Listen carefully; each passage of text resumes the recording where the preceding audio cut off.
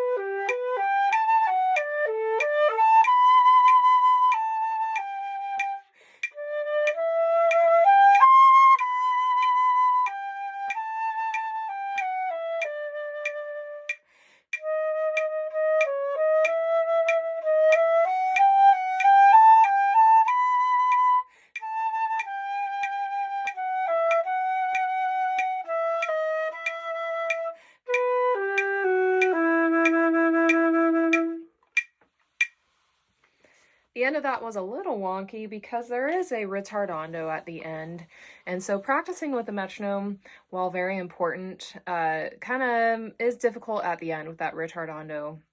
And so at that point you would want to practice the last few measures without the metronome. So let's talk about how we can go about learning this etude, and then once you have it well learned, how to incorporate the dynamics and other expression and musical phrasing that you can add. So to start out, I recommend playing the G major scale. This is in the key of E minor with 1 sharp. It also shifts to G major halfway through at measure 9 and then back into E minor at measure 13. So practicing that G major scale will help you get into the correct tonality, making sure that you're playing F sharps, and not playing any flats, which is a difficult thing coming from a middle school band program where you play in flats most of the time. The next thing, this etude is in 6/8 time, and that means that there are 6 beats in the measure, and the 8th note gets the beat. So that means in measure 1, where you see 6 8th notes, each of those notes will get a beat. So when you see a dotted quarter note, like the downbeat of measure 2, that is going to be 3 counts long because 3 8th notes fit into a dotted quarter note. Okay, so that also means when you see the next note, that quarter note E, that receives 2 counts. So one thing that you can do in your music to help remind you where the beats are is to just draw a little line above each beat to help you know, especially on the long notes, how many beats should be in that note. I also recommend practicing with the metronome. If you are still learning and you're a little unsure about some of the quicker finger passages, such as at measure 5 or measure 9, 13, and 14, turn that metronome on to 60 or 70 and just keep it steady to help you keep your rhythm very accurate. Don't ever put the metronome at a tempo faster than you can play accurately. Now, the composer of this etude has marked breath marks just about every 2 measures, and so the goal for this would be to play 2 measures on 1 breath. So as you're practicing, practice taking in a big breath where you feel like the air is really filling up your chest cavity. You feel this outward expansion of your chest rather than your shoulders raising. If you feel your shoulders move a lot when you're breathing, it's probably a fairly shallow breath, but if you feel like your chest and stomach are expanding outwards, that's your muscles moving around to help you really take a deep breath. This takes practice, especially if you take breaths like that really frequently. You might start feeling dizzy, kind of like you did when you were a beginner and you were learning how to even make sounds. but it's a lifelong skill for as long as you're playing the flute to be able to play a lot of notes on one long stream of air. Okay, so let's talk about some of the difficulties in this etude. There are a number of accidentals here, starting with the second note in the etude. The second note is marked D sharp. It's important to remember what D sharp is. It's the same fingering as E flat. We call these enharmonic tones. I highly recommend, I have a number of students and they'll be like, oh, D sharp, that's E flat. I'm like, well, it is the same pitch as E flat and it's the same fingering as E flat, but it's not E flat, it's still D sharp. And so I always recommend my students to think of the note as they're written, because guess what?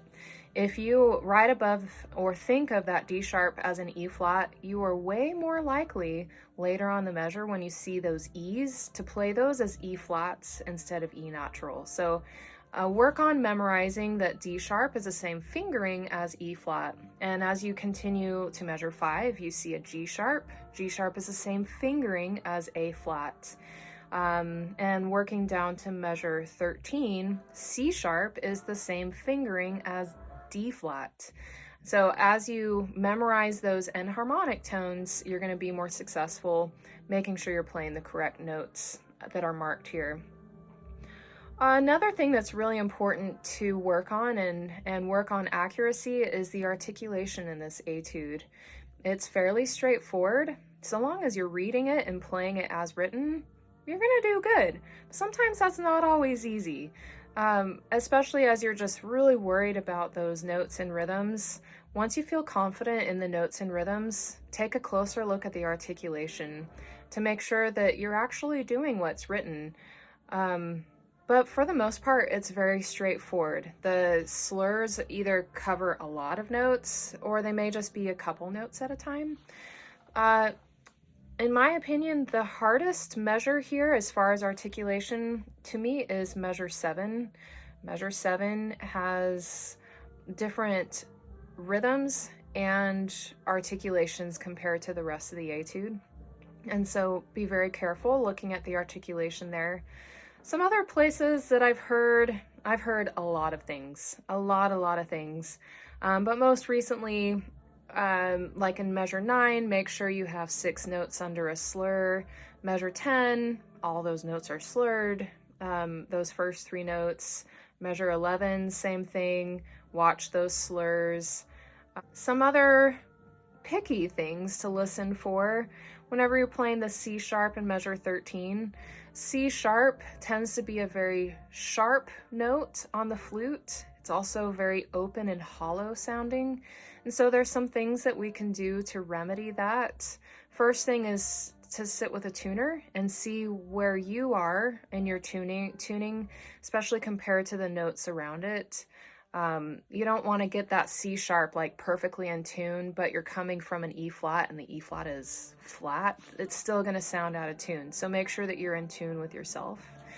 For the C sharp, one trick that I do all the time is I keep the right hand down when I play C sharp. It lowers the pitch just a little bit, and it also adds a little bit of resonance to the pitch, to the tone, because you're covering more of the tube. More of the tube is closed rather than every single hole open. And then finally, to lower that pitch, you can think about directing the air downward just a little bit. It's such a short note, but if you are intentional about it and kind of practice it and see what you can do to fix the pitch, it really can make a difference. I want to go over some of these phrase markings that I've been sharing with my students. So starting with the beginning, measure 1, we have a mezzo piano mark. So it's quiet, but not super duper quiet, but intentionally quiet. Quiet on the flute means using a little bit less air, but really listening to that pitch, because if you're using less air, that's what the pitch is going to do. It's going to go low. And so this is another instance where playing with a tuner nearby can be really helpful. Measure 1, we're going up a stepwise pattern. And going to the downbeat of beat 2, we want to do this little slight crescendo within the realm of mezzo piano, but just allowing a little bit of movement and momentum direction to the downbeat of measure 2. Then the second note of measure 2, that E natural, come back a little bit. You can think of it as a diminuendo or strong weak, such as.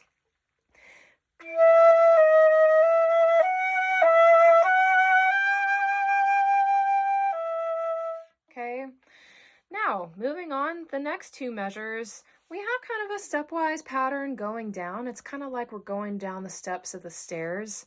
And so I've put in this numbering system for dynamic expression without putting in specific dynamic markings. So the downbeat of measure 3 is going to be the strongest note that you play, then beat 4, a step lower, then beat 1 of measure 4, a step lower than that, so that by the time you get to that F sharp in measure 4, beat 4 is your quietest note. And you've also worked in that diminuendo at measure 4.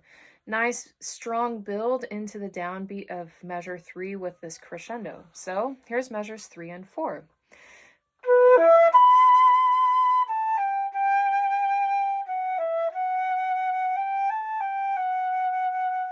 All right, now moving on to measures 5 and 6. You have a lot of finger movement here, so you don't really want to do too much with your dynamics. Just keep things super steady, simplify it for yourself. And so mezzo piano, quiet again like it was at the beginning. You want to keep that air really steady, just all the way through the measure. And when you keep that air steady, think of your air being like a dotted half note. It's filling up the entire measure, and that's what your air is doing. It's just one long stream of air. Your fingers just happen to be moving, so don't allow the fingers to interrupt the air at all. Then when you get to measure 6, strong on beat 1, weaker on beat 4 where the D sharp is. So measures 5 and 6.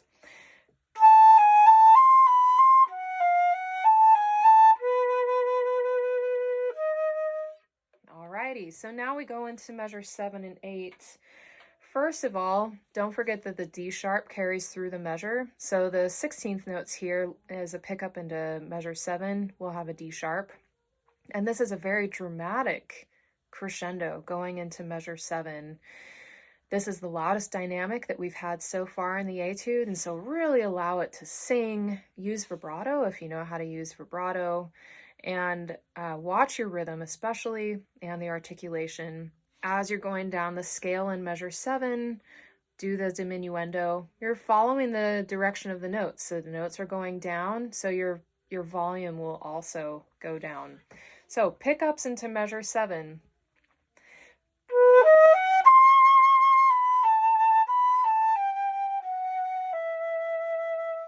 Okay, let's talk about breaths really quick, because we've already done a few, but now we're getting to another one. These, for the most part, the breaths are written after long notes, which is great. You just cut a little bit of time after your long note to create space to breathe, so that you hold it out for a little bit. In this case, at measure 8, hold it out for 2 full counts, then you can breathe on beat 3, or you can breathe on the and of 3, whatever works for you. Allow yourself plenty of time to breathe so that you can get those 2 measure phrases. Measure 6, the breath there is probably the hardest one because you have the least amount of time to breathe. And so breathe where the dot is, which is the and of 5. Sorry, it's the downbeat of 5. And just fill up really quick. All right, going on to pickups to measure 9. I like to think of the mezzo forte starting on measure 9, and that these pickup notes lead you to the downbeat. Short notes lead to long notes, and in this case, short notes lead to a strong beat or a downbeat. This is the only measure where we have accents, and so they also have a tenuto marking underneath them. So we really want to emphasize the first note of each slur in measure 9. And then there's a crescendo written in on the second slur of measure 9. Then as you proceed into measure 10, it's back up to forte. Really, really watch your counting going into measure 10. This is a really common place for notes to rush because you're coming off of 16th notes. So keep that beat steady so that those quarter notes are not too short. So here is pickups into measure 9 and 10.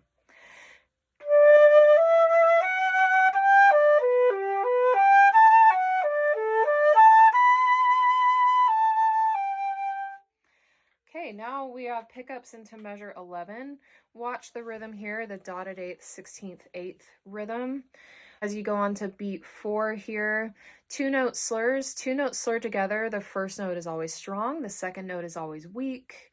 Don't breathe on the bar line. And then you've played a weaker note on beat 6 of measure 11. Go ahead and play strong again on the downbeat of 12. That strong weak doesn't imply that you stay quiet after that. It just means that beat 6 is the weakest beat in the measure, and you don't want it to sound as strong as beat 1 of the next measure. So pickups to measure 11 and 12.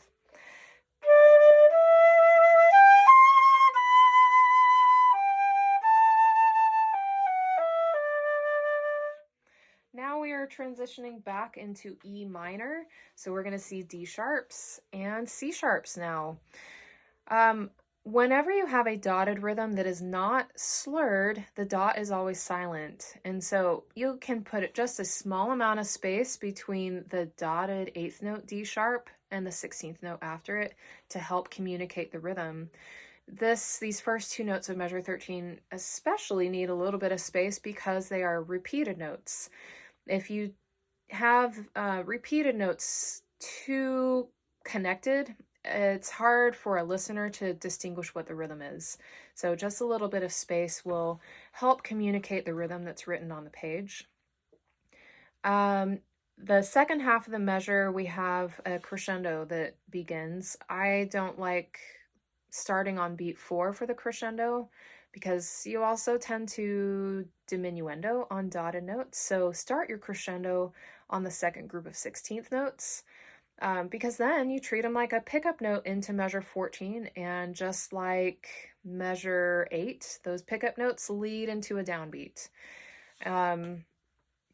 Now, measure 14 I like to call the Little Mermaid moment, kind of like when she's jumping out of the water onto the rock. If you've ever watched the original Little Mermaid, kind of this kind of moment. So we grow and get louder up to that B natural where the mezzo forte is in measure 14. So here is 13, nice and quiet. This happens to be the quietest dynamic we've seen so far in this etude.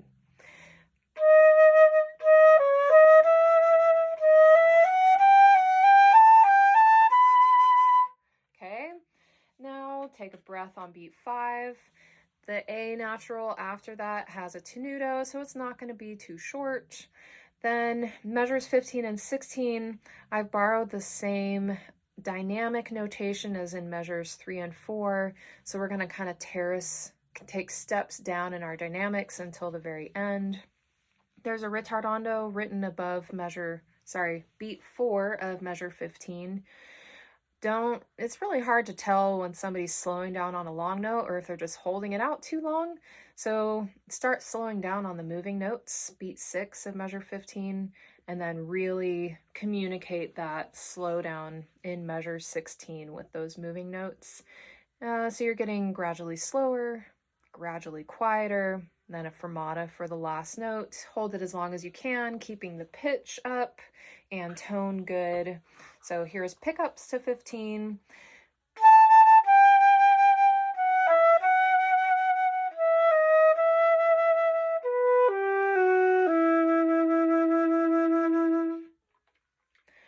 Okay, so that is the slow etude for the Clear Creek Independent School District middle school region band auditions. As of today, it is 1 month away, so good luck and practice.